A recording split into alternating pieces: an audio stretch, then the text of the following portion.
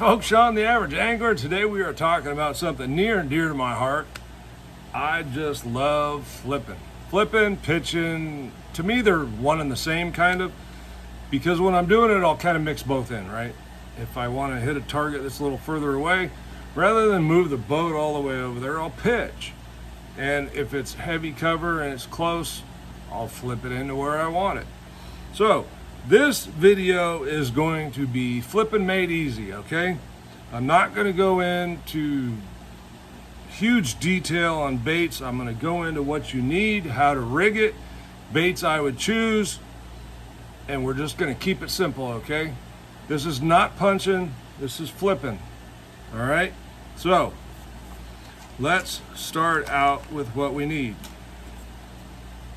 We need a weight, okay? I prefer tungsten. You don't even have to use tungsten for this. We are talking about flipping, pitching, not punching. So typically I'm somewhere between 1/4 ounce and 1/2 ounce, okay? I've found certain bodies of water like the faster fall than others. Could be time of year. Anyway, you vary, right? I used to always start out with 1/4. Now I'm kind of starting out more often than not with that 1/2 ounce, especially this time of year, because I want to keep the bait moving. So we need a weight, okay?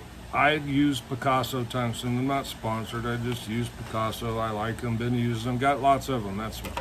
Okay. Then you need a punch stop, okay? This, I don't know what brand this is. I use several. Decoy, I use 6 cents.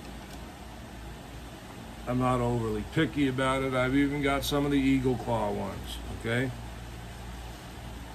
This is the rig when it's tied on. That's a straight shank 4/0 hook for this rig. Now, depending on the bait, you could go smaller, you could need to go bigger. All the baits that I'm going to show you are going to fit just fine on a 4/0 straight shank hook. Now, this is a 6 cents, okay?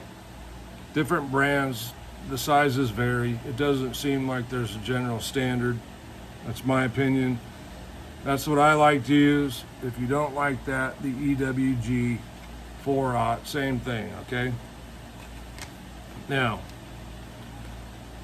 the rig I'm using here, and this is important, all right? Back when I started flipping, kind of hate saying this, 37 years ago,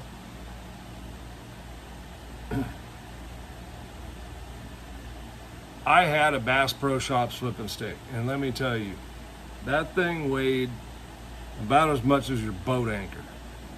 It was difficult to flip with all day. It really worked your forearm out. You got tired. Well, times have changed, folks.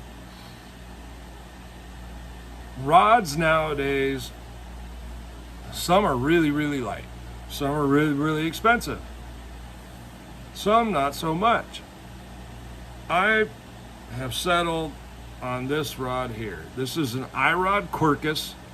It's an IRQ or IQ 764C heavy. So it's a heavy. The action on this is fast, moderate, okay? So it's not like your extra fast tip. No. It's got a little bend down the rod, okay? Good for fighting fish, lots of power to pull them out of cover. I typically use on this rod 20-pound fluorocarbon. Sunline Sniper is what I use 9 times out of 10, okay? There's the rest of the rod. You'll see this is a beautiful rod. This rod retails for $189. Yeah, I leave the plastic on my cork, okay? It doesn't bother me, keeps it clean.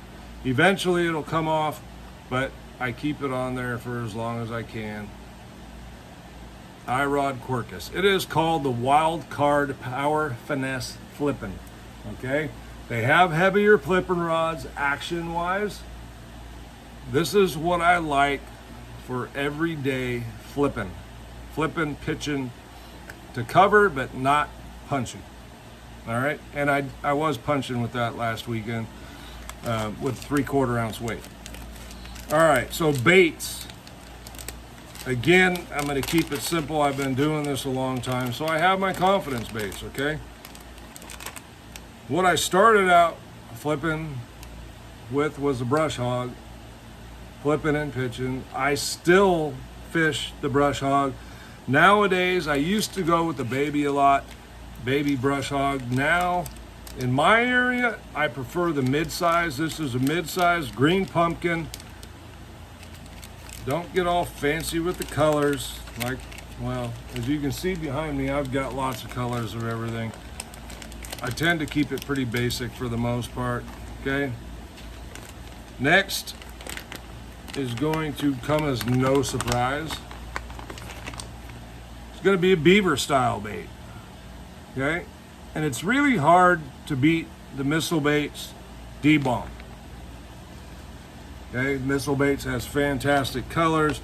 The D-bomb, I know for a fact, has caught some giants all around the country. Okay, Ish Monroe's from the area, sponsored by Missle baits. These are fantastic.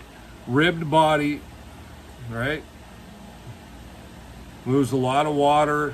Also adds a little softness and texture for when the fish bite onto it so that it feels realistic.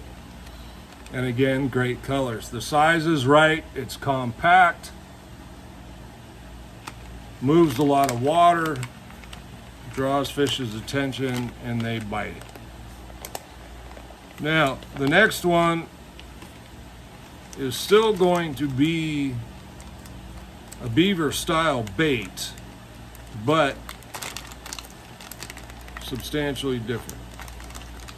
Okay, and this is probably one of my favorites.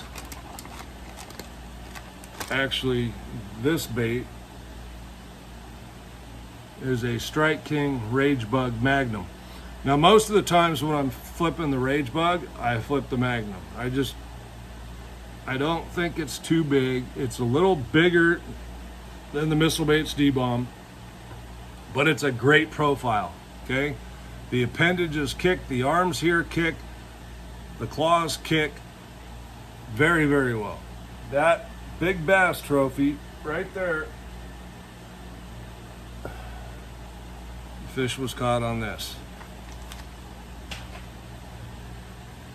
The trophy next to it, the first place at Clear Lake, the fish were caught on this. I really have a lot of confidence in the Rage Bug. And that's the next topic for flipping and pitching. And really, for any technique you use, confidence is key, okay? We're gonna fish better. We're gonna continue to do it. And with flipping and pitching, a lot of times you cover water, you'll find fish grouped up, okay? If you're flipping grass, tules, buckbrush, bulrushes, wood, you can bump into a section that will hold a school of fish. There will be a group of them, okay? So you can cover water. Flipping is not necessarily a slow technique. Flipping, you can cover water and cover water quick. Now, not gonna say there's times you don't need to soak the bait, but most of the time you can cover water, keep moving until you get bit. When you get bit, it's time to slow down a little bit, milk that area for all it's worth, and catch you some fish. Flipping and pitching's fun, folks. You can wail on them on the hook set. If you're using braid, you might need to back off a little bit or make sure you have a real parabolic flipping stick, okay? I don't use braid, I prefer fluorocarbon. I just like the smooth line when I'm flipping going through my fingers.